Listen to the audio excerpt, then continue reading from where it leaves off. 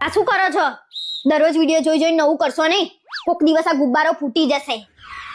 કેમ તને મારી ઈર્ષા આવે છે?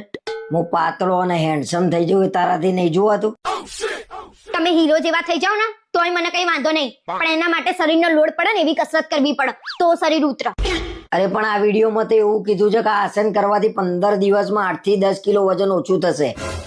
આ આસન કરવાથી વજન ઓછું થતું હોય તો ઘેર ઘેર ગોટીઓ ના ફરતી હોય.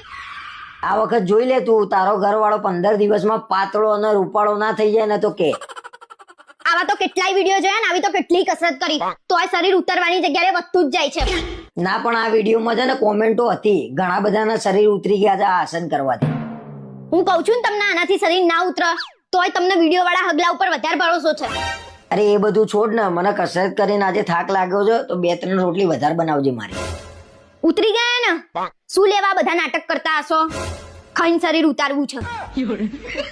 તું જોઈ લે તાણા, આ વખતે 15 દિવસમાં હું એ ઓટી જેવો ના થઈ જવું તો કે.